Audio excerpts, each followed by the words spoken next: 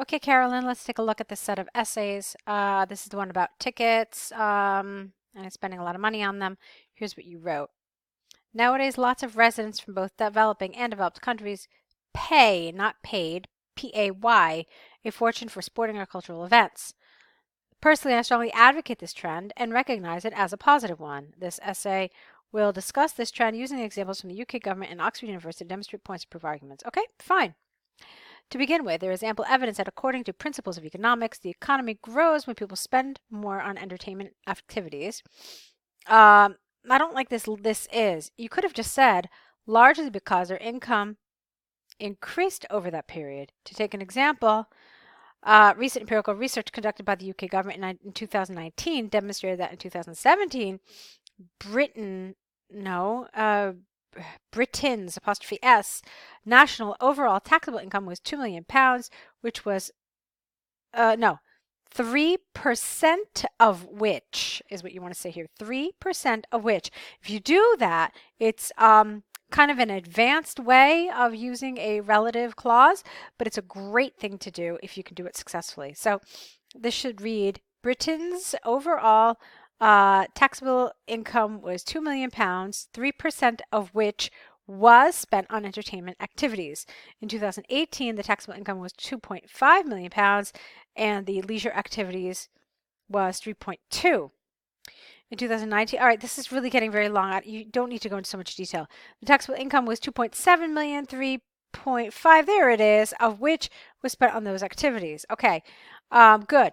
Therefore, it is conclusively clear that spending more on sports or culture. Okay. You went a little too far with this example. Okay. All you really needed to tell us was that, let's see. Okay, this was fine. And then 2 years later, when income had increased by 0.7 million pounds, an additional 5% of that, or rather 0.5% of that income was spent on activities. Now, why is this benefit? It's a symptom of positive economic growth. Okay, but so basically what you're trying to tell us is that it's fine that people are spending more and more on these because that means we're making more money. I understand that that's what you're trying to say. Okay. All right. I'll accept it as as okay, appropriate for now. Let's move on and see what else you wrote. Furthermore, it is worth making these expenditures so that people could refresh and recharge themselves from the tiredness and stress from their work. All right, again, a little bit of awkwardness here. Let's see.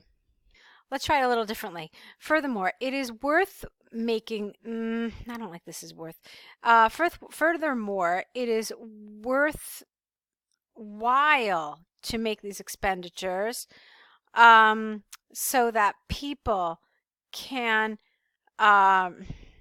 recharge from their tiredness and stress from their work. It's a little awkward even like this. How about this? Why don't we do something else?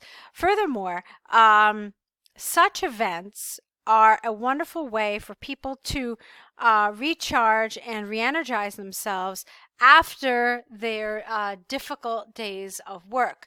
Now, that's fine. But you still have to explain why it's important to spend a lot of money on these things. The question is not whether it's valuable to go to these events and to buy tickets for these events, but if it's a positive thing that these are becoming more and more expensive. So we can't lose sight of that, okay? So let's see what you said then. The reason behind this is that through exercise and cultural events, people either improve their health and fitness level or immerse themselves into music, literature, and movies, etc., thus benefiting them in some specific aspects. Okay, that doesn't really make sense here. Let me tell you why. Because we're talking about buying tickets to watch these events, not to participate in them. So, you don't improve your health and fitness level through buying these tickets. You're just watching a game. You're a sedentary bystander just watching something. You're an audience member. So that is, it's illogical, and it would show an examiner that you maybe have not really understood the topic. So be careful about that. And I don't really care for this expression in some aspects. So let's see, thus benefiting them in, you could have said in a variety of ways, maybe. Anyway, let's see how you developed it and we'll come up with something. It is such a positive trend comparing with detrimental pastime habits, get rid of the, such as drugs or gambling. This is borne out by a study completed at Oxford University, which showed that the millennial generation of England spent 10% more money on their leisure activities like sports or entertainments, and 5% less on drugs and gambling, in contrast to Generation X, capitalize your G. Consistent with this line of thinking is that people could get inspiration from the cultural events they attended and get back to work with more energy and concentration through those exercises. Thus, it is possible to state beyond doubt that more purchases on leisure events is a positive circulation for individuals and the nation. All right. My problem here is that you're not talking about what you're supposed to be talking about. We're talking about spending more money on these tickets. So not going to more of these events. That's not the point that they're asking you to talk about. You know, that maybe these tickets cost $10 and you go to 10 of them, but instead they're talking about each ticket costing $100, okay? And so that's what you're supposed to discuss the value of, okay? And not what you have analyzed here. So it's a little problematic, okay? All right, so to conclude from the arguments and examples given, I firmly believe that people should pay to go to sport or cultural related event activities, which is enormously beneficial to them. In the future, I believe there will be more citizens to follow this positive trend. Okay, so you should have some ideas now about what some of the good points and what some of the weaknesses of this essay were. There was some awkwardness, there were some grammatical things happening, and there were some areas of your development that needed a little work as well. So I want you to think about all of these issues and see if you can incorporate them in your upcoming essays as well. All right? Let's take a look now at your letter to the restaurant. Dear Applebee's manager, my name is Carolyn. I have lived in this neighborhood for over 10 years, and my family and I have been your restaurant's patrons for 10 years since you opened. I'm writing this letter to complain our unpleasant dinner on last Monday. All right, let's fix the grammar. So, dear Applebee's manager, my name is Carolyn. Get rid of this. And my family and I have been patrons of your restaurant since you opened 10 years ago. I am writing this letter to complain about our unpleasant dinner last Monday. Okay, so you have to make all those corrections here. Let me explain for you in more details. All right, I'm never really a huge fan of let me explain. It feels a little bit like a command, and since this is a formal letter, it's not my favorite expression. I would prefer something a little more polite, essentially. So you could have even said, allow me to explain to you in more detail. Even that sounds a little better, okay? So, our family went there to celebrate my mother's 50th birthday, which is such a big moment for her, but was ruined by your waitress's rudeness and your disqualified dish in the end. What does that mean, you're disqualified? That you mean something else here. At 7 p.m., we were waiting at the reception for 20 minutes without anyone checking on us. After 40 minutes, it was so shocking that even the no. So, after 40 minutes, this was shocking because the restaurant was not even half full. All right, and then the waitress finally led us, LED, to our table. All right, I'm a little confused here. So, you waited for 20 minutes and nobody checked on you. How about this?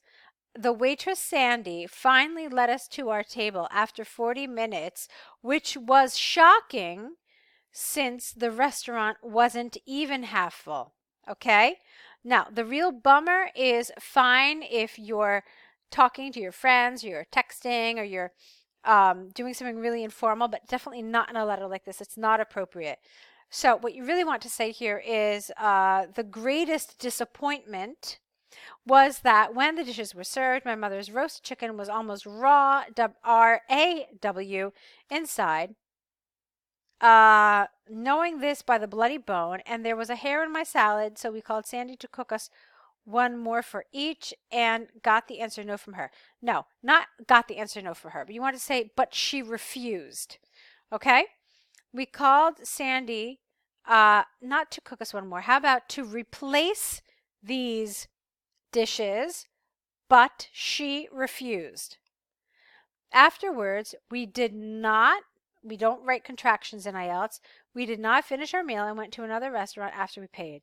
I am so disappointed with your service and hope to get the refund on my meal, which is $160 in total. It is a must that you should take action to train your waitress and keep your dishes quality. Otherwise, my family will not come in again, and I will talk to my friends and neighbors.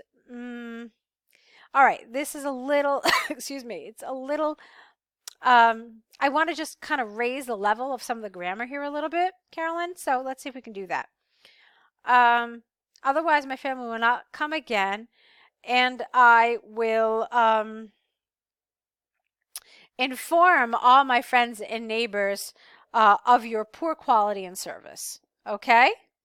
So that would be better. And then yours faithfully, yours with an S. Okay? And then it's fine. So again, we've got some awkwardness. That's what I want you to work on. You did everything else that you're supposed to. It was fine. Just make sure that you kind of work on some of these awkward areas. Also, it might help you to read some sample essays.